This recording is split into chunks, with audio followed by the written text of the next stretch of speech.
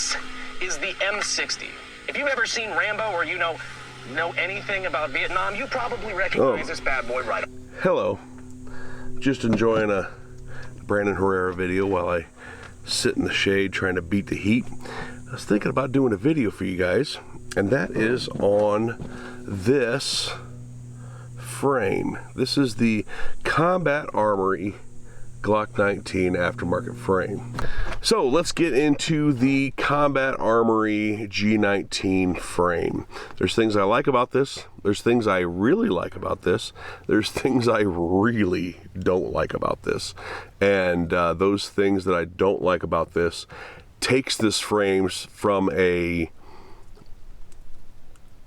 from like an A tier frame, in my opinion, to a meh, I could kind of live without it, honestly, frame. So let's get into those things.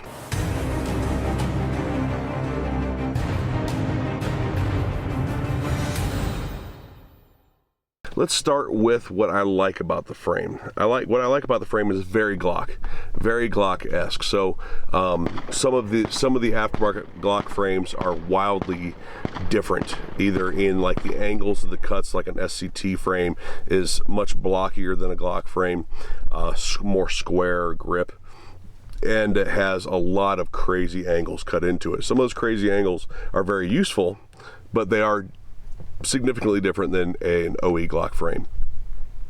This is very OE Glock-esque with some upgrades done to it. Some of those upgrades is this very generous texturing front and back, side to side here. There's a lot of my dead skin in there to prove it. So that is very nice. There is a relief cut for the magazine release. I'm rocking an extended magazine release to begin with, but there is a relief cut there. They also did the single undercut here for the trigger guard. They opted not to do the double. That's fine. These are very budget oriented. You can always do that yourself, but they did go and do the extra step of doing a single undercut there, which was very nice. Now, the other thing about it is that it does have a standard Glock rail up front, accessory rail, which means that this fits Glock holsters. Most people don't realize that when it comes to your SCT frames and Polymer 80 frames that have a pick rail up there, that rail is taller, meaning it makes this height taller. And generally that is the reason that those aftermarket frames don't fit Glock holsters. This fits Glock holsters just fine. Fits this Fireland holster just fine, and it fits my Works M6 holster just fine. And Works holsters are very precision made, so the fact that it does fit that means that it's going to fit any other Glock holster you might have. Now it accepts Glock mags with base plates just fine. OE Glock mags just fine. Here's an empty, so you can show that it does drop free. Here's Strike Industries G17. I'm sure I have a, maybe I don't. Thought I had an ETS laying up here, but I do not. This is a Korean mag. But it does seem to accept and function well and drop free with all Glock style magazines. It did take to this aim surplus aftermarket slide and Bear Creek Arsenal barrel just fine. That wasn't a problem. However, everything from here on out is an issue. First, this is my third trigger in it. The first two triggers didn't work. To say they didn't work, they were basically unusable. So the first trigger I put in this was an all OE Glock trigger. And this is supposed to take OE Glock stuff. Now I don't know if they have some quality control issues, which is reflected in the price or what's going on. But the OE Glock trigger that I put in this out of a Gen 3 Glock was very hard to use.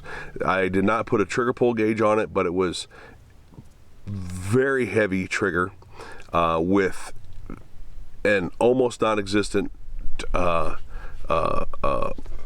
reset. So when it reset so slow that I almost had to feel like I had to take my finger and force the trigger forward. Something was not jiving in there. Something was not fitting well in there. The second trigger set I had in there was what I put in basically everything else, which is the Tango Down flat face trigger, aftermarket trigger bar, all ghost springs and connector, and then the OE Glock trigger housing in the grip here. And that was better. That was better, but it still was not good and did not perform as well as it does in other OE Glock frames or in the SCT frame. So I am editing this video. I tell a buddy of mine that I made this video because he's seen a bunch of the problems that I've had with the Combat Armory frame. He says, don't forget about telling him about it going full auto. And real quick, to add to the trigger issues, when it had the Tango Down trigger and that the stuff that I've probably already mentioned, when I would put my Armor Ally slide on it, I could depress the trigger just correctly, and it would go full auto. And I've never had that issue with that slide on a Polymer 80 frame, SCT frame, or OE Glock frame. In fact, I also have used that slide on my 19X frame and another friend's Polymer 80 gun, because we were doing some troubleshooting with that gun as well. So that was very specific to the Combat Armory frame. And so I didn't shoot this much in that time period. I now have a little over 1,000 rounds, probably 1,500 rounds on this. I now put in a Overwatch Polydat trigger in it, and it runs great. I don't know what the deal was with those other two, but it concerns me a little bit that it took me 3 tries of triggers to get one to work right in this frame. So second thing I don't much like about this that I'm kind of confused about is that they put a bunch of grip texturing on the front of the trigger guard. Like, you can't see it because of the light on there, but I'm sure you'll be able to see it in pictures that I have inserted into this while I'm talking. And I can only imagine they put that there so this Canik has some jimping there for people that shoot their pistols like this. Now, I don't know a single instructor that teaches this. To me, this is a bad habit.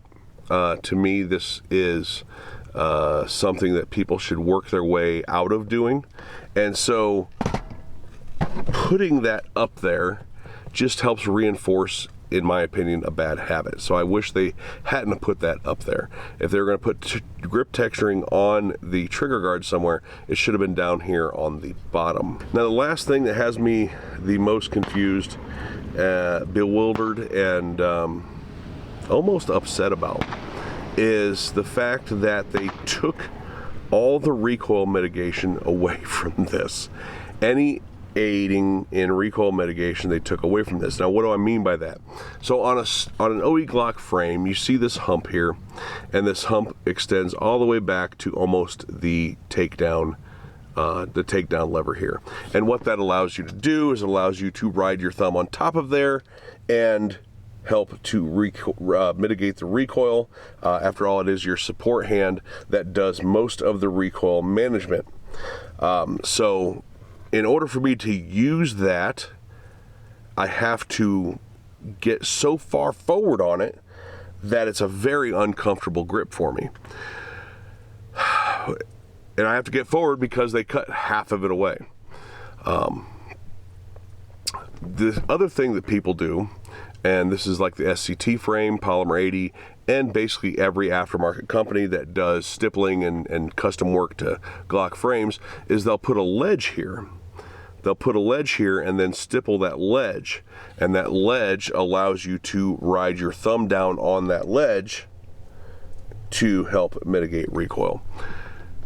Combat Armory, in their infinite wisdom, decided to just wipe out that whole area. Like, the most common area for people to use for their thumb rest, they just wiped it out clean.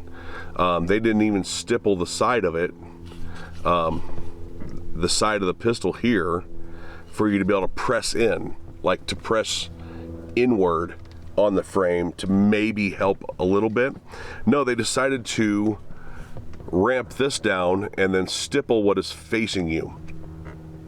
So I guess their mindset is to push your thumb into it, which does basically nothing for your recoil mitigation. The only thing it does is rub the end of your thumb raw, because you're not actually stopping the gun from moving up and down. And so all that is sitting there doing is just on the end of your thumb. A massive strike in this frame. It's the thing that takes this frame from, God, you just almost had it perfect, to what the fuck were you thinking? Yeah, I'm not happy about that at all. I can accept the 3 triggers. Anybody done any amount of custom work knows that sometimes things don't play together well. Fine, I can accept that. So, you know, when it comes to custom work, sometimes you have to, oh, this doesn't work with that, this doesn't work with this, stacking tolerances and things like that. I can accept that. I cannot accept taking away what should have been an aid to one of the fundamentals of pistol shooting. I cannot accept that. So that may not be a big deal to you. It's a big deal to me, only because it's such a common thing. That leaving a ledge here, like I said, every professional service that customizes frames, every other aftermarket frame, be it SCT, Polymer 80 or whatever, and I think Wolf maybe, I can't remember, but you know, they keep some sort of an angled ledge or a squared off ledge here for you to use for recoil mitigation. So it's not like it's a secret. It's not like there already wasn't a design out there that worked really well, and to just wipe this whole area out, to me, is unacceptable. So there you go. That is my review of the Combat Armory Glock 19 frame. Fits Glock holsters, awesome. Has good grip, feels good in the hand, awesome. Once I got a trigger in it that works great. Functionally, I don't have any problems with it anymore, but that spot up here is a massive hang up for me. So that's it. Let me know your thoughts down below. Maybe that ledge isn't a big deal. Maybe it's just me. I'm willing to accept that. But to me, that's a massive strike. Thanks for watching, everybody. Don't forget to hit like, share, and subscribe. Hit that notification bell. Remember to hit all notifications if you want more videos from me. And we'll talk to you later.